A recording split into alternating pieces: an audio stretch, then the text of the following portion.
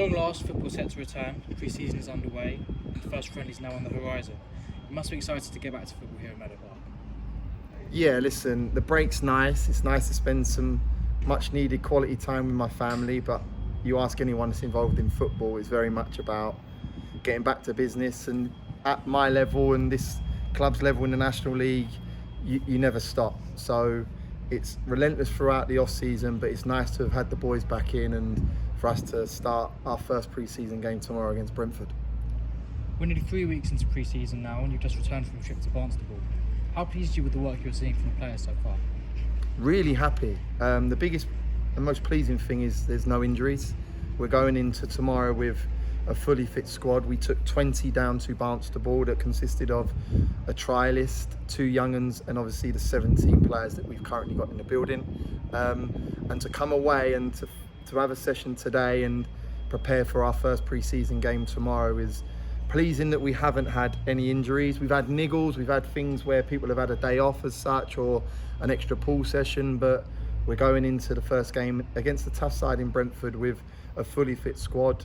In terms of the scoring, we've obviously now hired full-time S&C boys. They were a party of us last year as interns, but they've come on now as full-time in the club. And yeah, we sit down and we regularly go through all the stats, and we're quite happy with the returns so far. And I think that's deemed with our recruitment and how we've gone and brought in boys that are between the ages of 24 and 28, minus Danny Newton, but he's a fit lad, he's driven, he's hungry, so he aids us in terms of, yeah, he's over the threshold in terms of the 24 to 28, but for a 31-year-old, he's very fit, and we're seeing that in our training. And we've worked on a few bits. We'll touch on a lot more as the weeks go on, but the main thing is fitness and being free of injuries.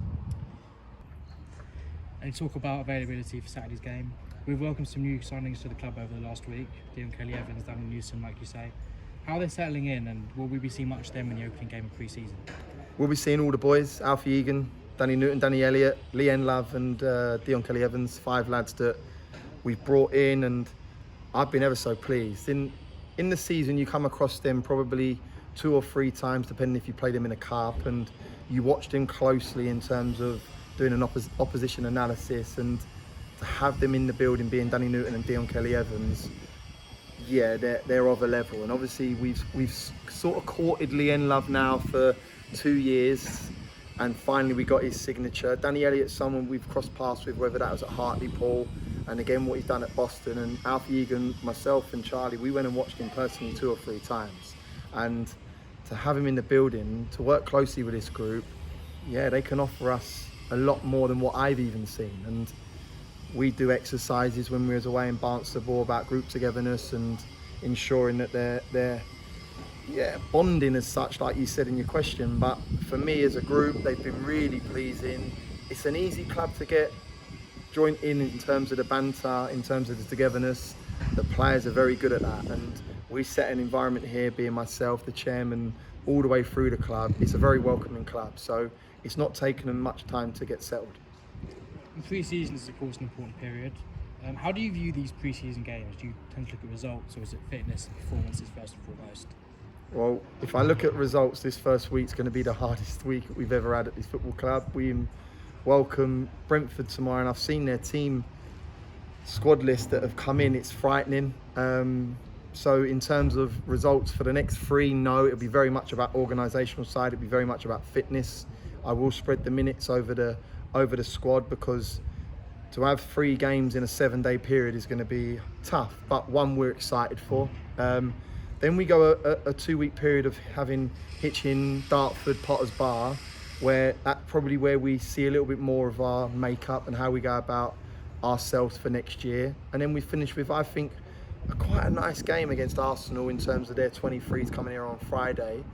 It's one where I think if they were to be put into the National League, they'll be competitive. So to finish with that game leading up to the first game against Southend, I think the way we do our pre-season's bright. I always work off the back of our pre-season in terms of our training schedule, because I don't know who we have at certain dates. So I've probably catered and tapered a lot of our sessions this week just purely off the back of next week and playing them 3 games in 7 days against that tight top flight opposition. So for me, yeah, it's very much about organisation, fitness in the first three, and very much about can we go and show what we're about in the next three, and then for me going full throttle against Arsenal in Brentford Southend. But one where I keep saying it, we need to be clear of injuries, because for us this year we're going with a very competitive 17-18 man squad. We are on the market for one or two more, and we know that injuries and suspensions are going to cause us problems. So being free of injuries is going to be a main factor throughout this pre-season.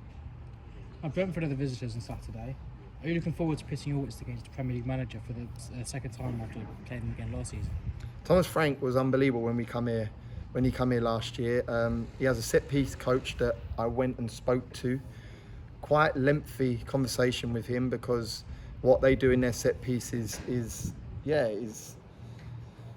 eye-opening in terms of the way they work and the areas they hit, and that was something that I spoke about this year in terms of, or last year, sorry, in terms of our defensive shape. It's one where I need to improve offensively, because we didn't get enough of a goal return in our offensive set pieces, and that's, for me, they're so welcoming. Just speaking to him before the game and then asking him about his set piece coach, he was like, yeah, go and have a chat with him. I had a good long conversation with him. But I find the higher you go up, the more respectful they are, and that's with Frank Lampard, that was with Scotty Parker, and they're so welcoming. And for me tomorrow, to pit my wits against him, what am I going to learn? I'm going to learn their patterns, I'm going to learn the way they play. They're elite athletes, but I will be having pre-conversations and post-conversations about their set plays and a certain way they go and try and create overloads in wide areas as such, because that's something that I feel is very important for us to develop where we've come from this season. And are there any specific players you're looking forward to seeing here? Ivan Toney. Last year he spoke to our forward lines, and he spoke about how you need to hit certain amount of kilometres, you need to hit a certain amount of high speed bursts, and I think if the elite players are telling my lower level player that information, I think is invaluable. So he was brilliant last year, just discussing a few things with some of our strikers, and I think that's invaluable. And moving away from pre-season slightly, you agreed a new deal in May. What made you choose to extend your contract? I just love the place. I adore the place. I adore the man at the helm being the chairman. I genuinely believe in the project. I walk players round in pre-season or off-season, and I talk about the enthusiasm, the way we're building things, and the belief I have in the club. And I think that's shown with my loyalty to sign a new 3-year deal. And I think that the club have backed me on everything that I've ever wanted, and they've done it again this season. We went early on our signings. We've never really done that. We've always had to wait in terms of for the next run of player, because we probably can't get to that pool of player. But this year the chairman's backed me hugely. Charlie's been fantastic in aiding getting these boys over the line, because I was away, and thankfully Charlie, chairman, Connor Smith, Lloyd Doyley took the mantle, and we got 2 or 3 over the line. And I think that's the strength of what we do here. We're a very close-knit club, and one that I see my future here long term, not just the next 3 years. I believe that we produce year on year, and that's something that I want to do again this season. And this isn't just a football club to me, and I speak about this all the time. This is an extension to my family, and a club that, yeah, I genuinely see long-term aim for me to be here over the next 3 years and beyond. And as a result of your new deal, you're going into your 8th year at the club as manager. As we're looking to push on from last season, do you have a message for the fans in this new chapter in the club's history?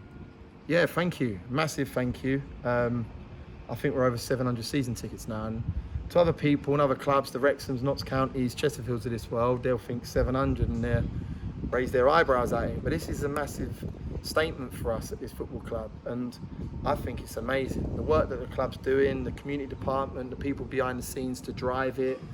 You look at it behind me, the pitch is unbelievable, the stadium's improving year on year, the work that's going on behind you.